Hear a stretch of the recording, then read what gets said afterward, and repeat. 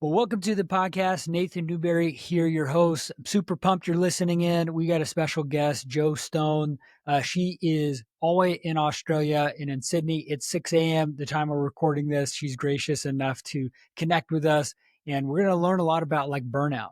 A lot of our listeners here are entrepreneurs and business owners, and maybe you're listening here, and she probably has some really good tactics and ways to kind of help you grow out of this and really kind of have a lifestyle that's really going to be able to be amazing. So tune in for this. Toward the end, we're going to go over some more actual steps of how you can really kind of take your life and really kind of balance it really well in your business, in your life, and you're being a parent and all sorts of stuff. We're going to dive into that.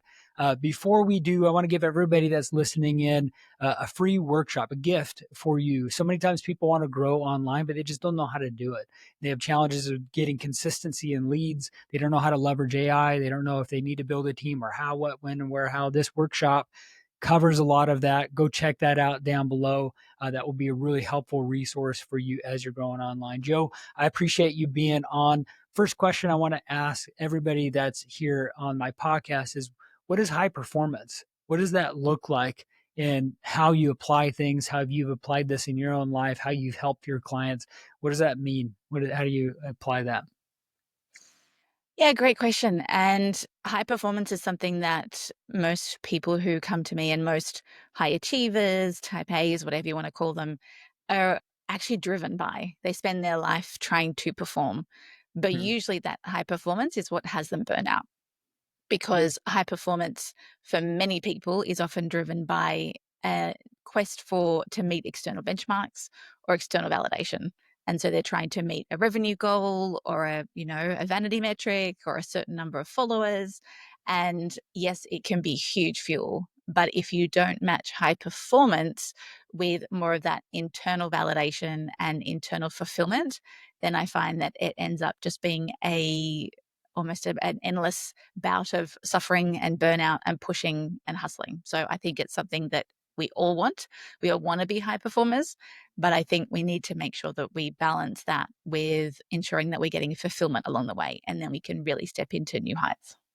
And talk to the audience here about like your acumen and what you do to serve clients right now. Yeah, so I'm, as you mentioned, based in Australia, and I'm a high performance and burnout coach. So I typically work with women, although it's starting to likely expand to men due to demand in the near term, and really help them overcome burnout and build lives with meaning and balance. I tend to find I had a corporate background for a long time and also work with a lot of business owners, women who want to have it all. They're pushing, they're striving, they're doing all the things. They have it all on the inside, and yet, sorry, they have it all on the outside. They've got the business, they've got the cars, they've got the kids, they've got everything, and yet there's something missing. There's a Mm. voice inside them that lacks fulfillment. It's empty. They're exhausted. They're running on fumes, and they keep asking themselves, surely there has to be more than this. And you found this out yourself, like way back in the beginning, being in the corporate world now, coaching people out of this. You've had a lot of experience yourself. Like, bring us back to the very beginning of like being a high performer and kind of shifting gears into like knowing that you're a little bit different than most. Entrepreneurs itself are kind of wired a little bit different. We're, a different breed, cut from a different cloth than most. And so we're wired a little bit different. And most of the time we feel misunderstood. Like we don't know why we're the way we are. Most people don't understand us. We're just driven and we're just like relentlessly focused on just doing the quest alone. And that drives us into a wall sometimes because we're the one out leading. And so we don't know if people are following us or if we're going in the right direction. We're just winging it. Talk to us about your journey there from start to finish a little bit. Yeah, I had something inside me that always wanted to run my own business. I think have always been a born entrepreneur, but felt like I had to fit a certain mold. I had to have the benchmark of success. So I went into corporate and was relatively successful, but almost was an entrepreneur within corporate. So in that, I mean, all my roles were new. I didn't take on any existing roles. I always loved greenfields. And the moment that I set something up, I was sort of there for 2 to 3 years. Once it was business as usual, I was out. I was bored, and then I would Uh, move on to my next role. So I loved the uncertainty and the unpredictability of new uncharted territory. So the signs were there all along. But when you are trying to work almost as an entrepreneur where you want to do your own thing, you want to prove yourself, and you have a lot of conditioning that is inevitably driving you forward, but at the same time holding you back, whether that's perfectionistic tendencies, always wanting to go above and beyond, wanting to say yes to everyone. I found that while I had reached this level of what I thought should be success, I had chief in my title, which was my career goal. So I had a team across 5 countries. I was in a listed company. I had big budget, big responsibility. I was on a not-for-profit board, which was part of the career plan. I had 2 young kids at the time. I'd built my own house from scratch, which was another one of those dreams. And I sat there and went, okay, I have ticked every box of what I thought I ever wanted, what I thought was now the ladder of success. I've made it. I've arrived. So why am I exhausted? And why am I not happy? Because I've been telling myself for the last 20 years that when I get all of these things that I now have, then I will feel successful. And then I will be happy. And then everything will magically be wonderful. And it wasn't. And it makes you really question, what is it that I actually want? What am I actually doing? And for a while there, my strategy was just to keep pushing. Well, I'm obviously not working hard enough. I obviously need to take on more goals. I know I'll start doing triathlons. I know I'll push my body even harder. I'll work more. I'll think about starting something on the side.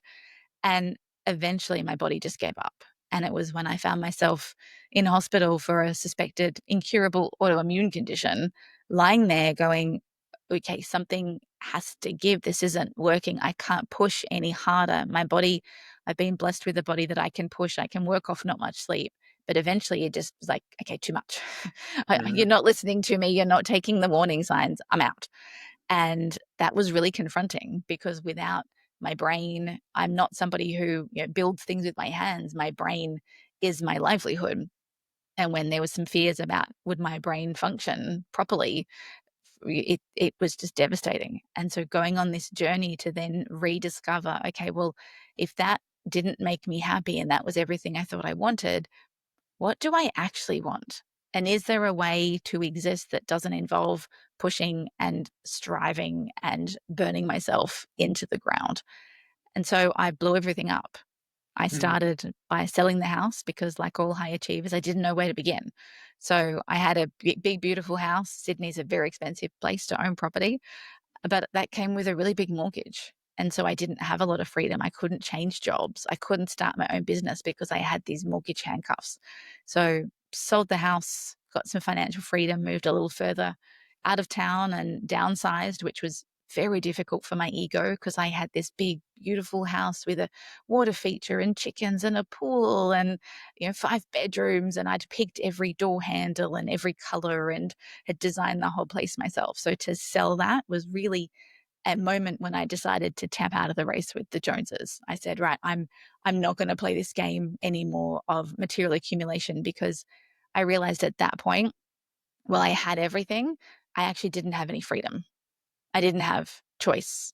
And that entrepreneurial spirit in me was just starving and suffocated. And so, we started selling the house, and in the space of 3 months, sold the house without having anywhere to go. Just thought we'd wing it and see what happens, knowing that we'd be okay.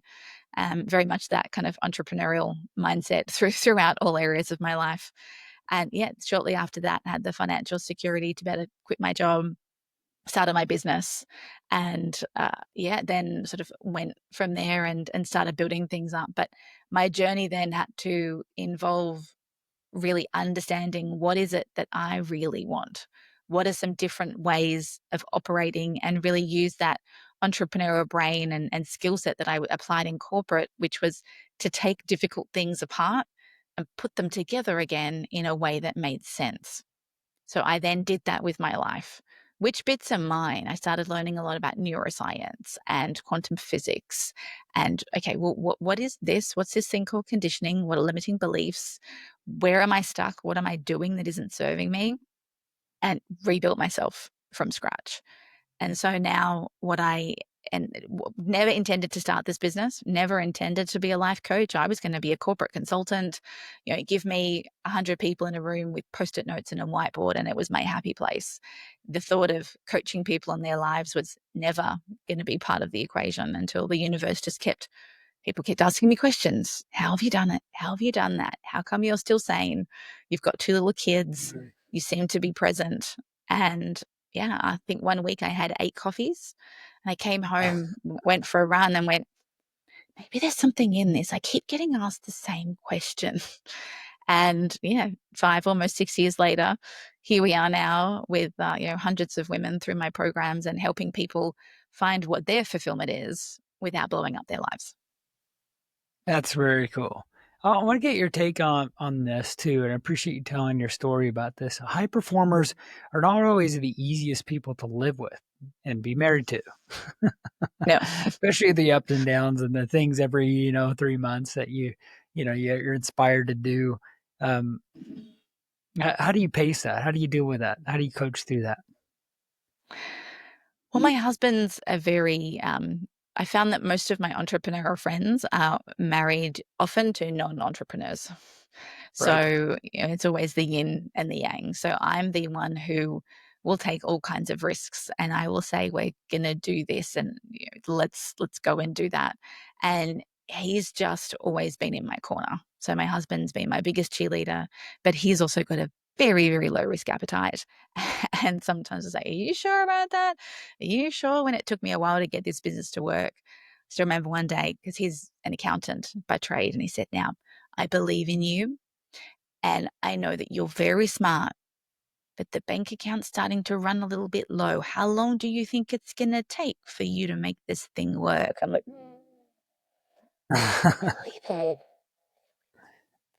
so for me, it's always been that balance of how do I, when you're married to a I say non-high performer, I would just say different risk appetite, someone who's wired very differently. He likes certainty and security and consistency, whereas I'm all for the entrepreneurial highs, and then they can be the, oh no, there's no cash, we've run out of money, the inevitable lows that sometimes come.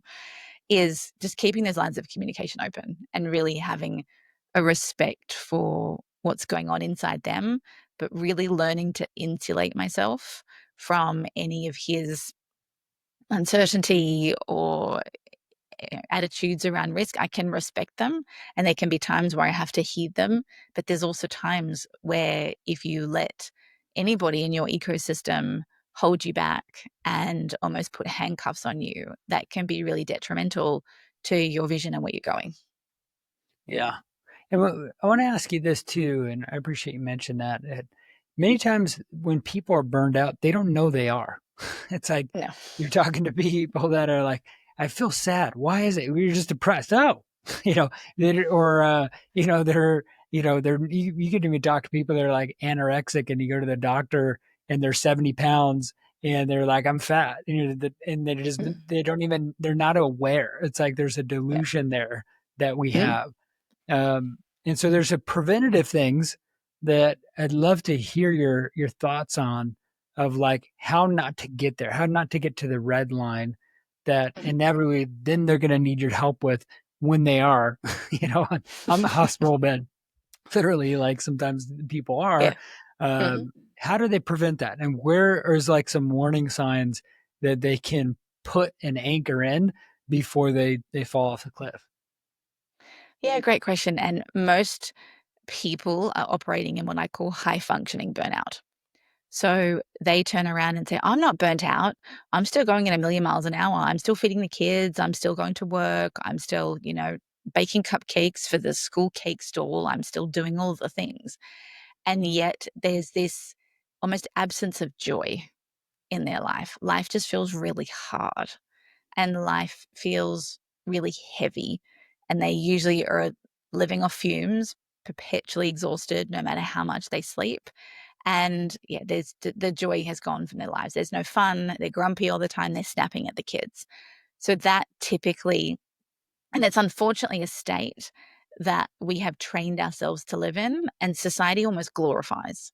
Mm. Society almost says, "Oh, you're pushing really hard. You're working really hard. This is how life is." And you talk to many parents, around a school function, and everyone says they're tired and everyone says they're busy. And so we've glorified it and put it on a pedestal instead of actually saying, you know what? I'm feeling nourished right now. I'm feeling well rested. So part of it's societal where we glorify busy, but and it requires somebody to be willing to go against the grain and not get all their significance from how much they can get done. Because I call these get stuff done people or get shit done people. And there are many of us, I used to be one in the world. And so, in terms of really things that you can do preventatively, is when life is busy, the part of the challenge that people have, especially women, especially mums, is there isn't a lot of time for them traditionally. They don't have, 4 hours every day to meditate and have a green smoothie and, wake up and do a trampoline and do a cold plunge. And you listen to all these gurus who talk about how to take care of yourself. And more often than not, they don't have kids, or if they do, nannies are raising them. They don't wake up and there's no one giving bottles, or there's no one making lunches or dropping kids to the station, or there's none of that ever features in any of the gurus, you know, ideal morning routines. It doesn't involve usually anyone else apart from themselves. So recognizing the life that you have is a really important part of that. And usually when you have a busy life, one of my best tips on how to avoid getting into high functioning burnout is to learn to microdose. And when I say microdose, I mean microdose your self care, microdose your time to breathe, microdose your nervous system regulation. So instead of binging and once a month going to the day spa or going for a massage and thinking that that's all you get because you need a 4 hour break and it takes living hell to get someone to take the kids, and then the things you have to do before and the things you have to do after, and then you feel guilty while you're there. It's not actually filling your cup. Whereas stopping every morning for 5 minutes to stare out the window and actually drink your cup of coffee or your cup of tea while you're in quiet, or to go and stand on the grass or get some sunshine on your face for 3 minutes in between meetings can actually be the substance that your body needs to stay topped up and to ensure it doesn't redline. Yeah, give some more tips here on that because I think that's amazing, and I think moms they don't get their fair shake, with all the responsibilities that they have. I'm thinking of my wife and many of the people in my life that have redlined, and it's hard for them to come back to that Mhm. joy, thriving life sometimes. Mm. What are some ways to balance that some more, like you're talking about? And then also, like, ways that he can get out of that funk. Is it trips? Is it vacations? Is it more of those things where it's just more of it? Like, how, and then, or is it, like those microdosing things that you're talking about? Like, talk to us a little bit more about the solutions here with that. Yeah, so the solution, it can be really tempting, and vacations are wonderful. I would never say don't have a vacation or don't have a massage or whatever it is that you need. But usually they're just band-aids on what needs to Mhm. be a bigger long-term solution. Right. And the long-term solution is to actually become self-aware. So to recognize what are the patterns that are driving huge amounts of your behavior. And what I typically find is this constant putting of everybody else ahead of ourselves, the constant need to be perfect, to do everything to 110%, to keep everyone else happy, the fear of being selfish. All of these elements are what I call the trifecta of self sabotage. And this is where many women and an increasing lot of men have this trifecta of perfectionism, people pleasing, and procrastination that all go together. And they swim in this cesspool of getting in their own way, of being their own worst enemy, of beating themselves up. And when they're swimming in that and they don't know how to get out of it, and that's why, perfectionism always comes with procrastination, then they end up swimming in a whole lot of shame, a whole lot of guilt, a whole lot of overwhelm and paralysis and overthinking. The first piece that they need to do is learn about what actually is driving a lot of their behavior. And usually it's not what they really want, it's their conditioning. It's whether they were, brought up to be a good girl, to not rock the boat, to share, to be kind to everybody else, to be nice, to be liked. And that drives so much of what drives women, particularly once they become mothers. That conditioning amps up to new levels where your kids have to come first. And that can be very true for the first 3 to 6 months of their lives. They will die if you leave them unattended for, a day. It's just not physically possible. But we never learn to put that down. And we always put the kids ahead of ourselves. We always then start putting our family ahead of ourselves. And then we put work ahead of ourselves. And then we put the dog ahead of ourselves. And then the garden. And then the house. And it's completely unsustainable. So really Mhm. learning to rewrite a lot of the rules that you were told about how you should operate, I find is much more of a longer term play that is going to help you, along with microdosing and a lot of other nervous system work, is really going to help you get out of where you're at, rather than vacation's lovely, but you come home and you're straight back at it. Within an hour, you will go back to how you were feeling the day before you left. You talk about the art of saying no. Mhm. Talk about a little bit of that. Yeah. It's something that's really difficult for many people because they're inherent people pleasers. And even a lot of men don't relate to that word, being a people pleaser. But some characteristics: if you worry about letting people down, if you struggle to say no, if you live in a lot of resentment, then they are clues that you are a closet people pleaser. And when that's really all resentment is, resentment, and a lot of people harbor this in their relationships, to well, even with their clients, with their families. Resentment is an indicator that you need to put a boundary up.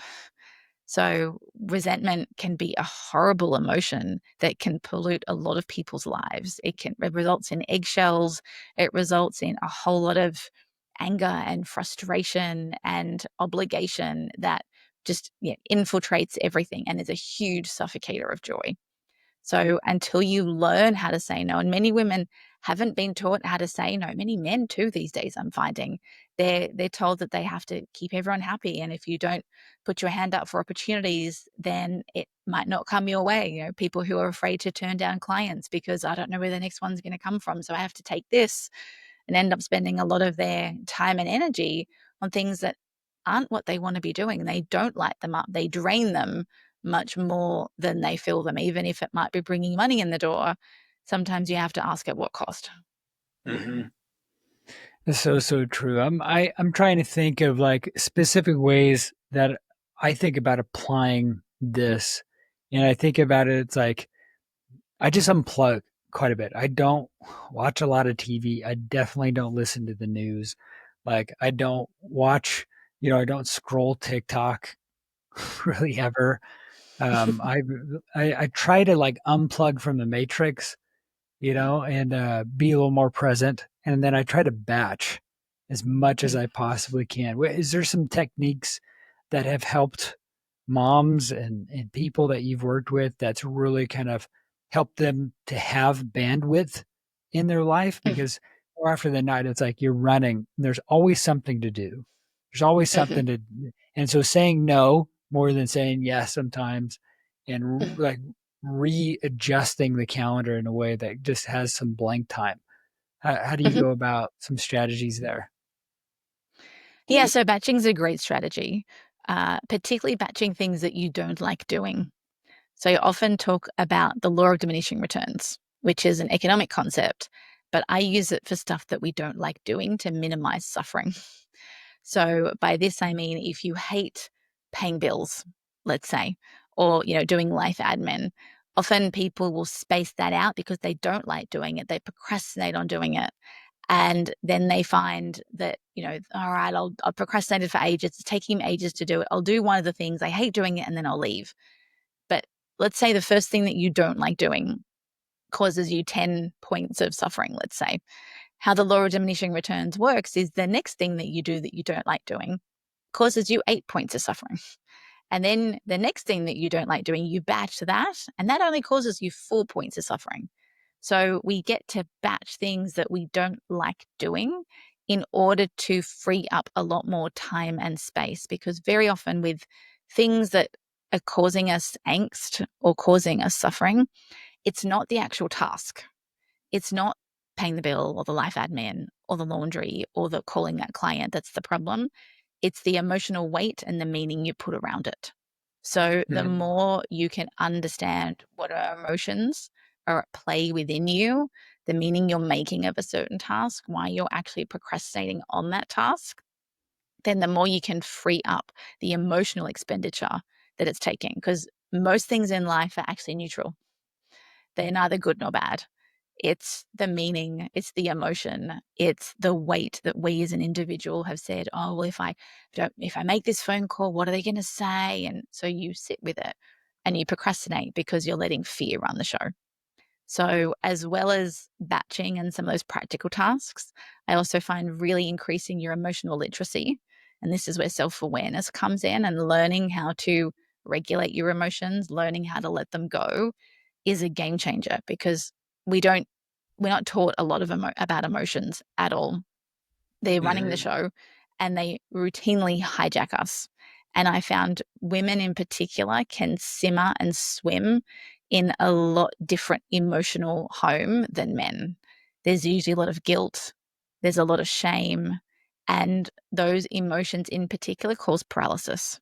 So until you can learn to get out of them, this is why women overthink. This is why they procrastinate, why they can't make a decision, because there's a whole lot of shame and guilt and obligation and fear that are perpetually keeping them stuck. So I would say, yes, batching is a great one. There are some really great practical time management strategies, but the more emotionally aware you become, the faster you can actually go in life. Mm. And is that through just journaling and processing it, or or like talking about it with someone? How do you rewire someone that that has that? Yeah. Well, becoming emotionally aware actually requires you to slow down a little bit. And that's something that people who are heading towards burnout don't do. They think the answer is faster. So it's when I talk about microdosing, even it's having the ability to, you've just yelled at the kids. Okay, stop, just remove yourself from the situation for 30 seconds, close your eyes, and ask yourself, what am I feeling right now? And Mm. honoring those emotions that are there. I'm feeling angry. Okay, I Does like it that. matter or not why I'm angry? No, I'm feeling angry. That emotion wants to be felt, it wants to be seen. And there are tools you can learn to actually process those emotions. Procrastination is simply fear. So you're procrastinating, you are doom scrolling when you need to be doing something else, or you're not making that phone call you need to make. When you can recognize that there's just fear in you right now, that's why you're procrastinating. Ah, what am I afraid of? Okay, I see you fear. I'm going to let you go. Now I can do the task. Mm. Perfectionism is also just fear. All right, I feel like I have to be perfect. I don't feel safe to make a mistake. Okay, I see you fear. I'm going to do this. I give myself permission. And now I can step forward and do the thing, or I can let the thing go, or I can actually rest. So, this is where our emotions are so heavily woven into our behaviors that we think that we can come at a lot of these things logically, which can help and is the pathway we usually try. But we also have to come in through our bodies. We have to come in through our emotions. And when we use our intelligence and capability and match that with more emotional intelligence, then we become unstoppable. How can someone support someone in that? Right? There's other men in this, or they have other amazing women in their life that they want to Mm, support. Like sometimes people have to do their own process of this, but mm. how can someone look on the outside and know where they're at, but support them in helping them to be that way? Yeah. Well, if you want to increase your emotional literacy as a family, first off, you'd want to have that conversation that, hey, let's do this together. And very often, if somebody is, let's say, in a triggered or heightened state, they they've lost their prefrontal cortex access at that point. They can't logic. But somebody from the outside can actually mirror back to them and say, I can see that you're frustrated, or I can see that you're angry, or I can see that you seem a little resentful right now. So you can help mirror back to someone what you perceive them to be feeling without judgment, without a need to change it or fix it, but simply say, I can see that you're angry. What is it that's making you angry right now? And that can help them come back online, literally bring their prefrontal cortex back because you've identified something and go, oh, I am angry. You haven't made me feel bad for that. You know what? I'm going to take myself off. I need to leave the room right now and I need to go and feel into that. So giving somebody the space to recognize their emotions, or, you seem a little, not a scaredy cat, but, I sense some fear in you right now. You're not making this decision. You've been talking about this thing for weeks and you haven't acted yet. What is it that you're really afraid of? So as a partner, as a business partner, as a colleague, if you build up this safety of being able to talk about what's going on, you can really be rocket fuel to help unlock another. And then obviously if they can do it back to you as well, that can make a really big difference to feeling seen and heard. That's good. That's good. And you have your own podcast that you probably Mhm. talk a lot about this on. And then where's there other places that people can find you and connect with you further? Yeah, so my podcast is called Balance and Beyond because that's what we're looking at. It's not just about balance anymore. It's about we want to go to the next level and beyond that. And also balanceinstitute.com is my website where Okay. they can find out about more about my story, about what I do. I have a range of workshops and programs that if people are looking to come into our world and really join this movement, then they can do that too. I wanted to ask a question too on AI. How much of AI do you use to kind of buy back your time? I use a lot of AI. I find as a coach that it's been incredibly helpful. Whether it's, I use it more as an amplifier instead of I don't outsource everything to AI, but obviously I'm using it for, to cut social media clips that I used to have somebody going through things. I use it for my podcast to deliver things like show notes that I don't really see a value in me using. And I'm constantly finding new ways to use it, whether it's actually been a great source of business analysis for me when you can upload, finding trends in my data. It's been incredibly helpful. So almost using it as I maybe once would have used a business coach, not neglecting the value of humanity and having a human mirror, but it can be incredible at giving you insights and essentially being a mirror and helping you with your flaws. I'm not a numbers person, I'm a words person. And so I get it to play back to me trends and things that would take me a long time to find because I'm not that way inclined. And I can then do something with it. Amazing. Amazing. I'll put all the links down below. Everybody that's listening, go follow Joe on social media. Go follow her podcast. If you're in that midst of burnout, go reach out to Joe. Or if you are needing help and just understanding it more, I think Joe is going to be a great resource to go check out. All those things are down in the show notes as well. If you're wanting to build an online brand or help people even more online, make sure to check out that workshop down below. That's going to be a really helpful resource for everybody that's listening here. And stay tuned to the next episode. But thank you for tuning in on this one, and we will see you on the next show.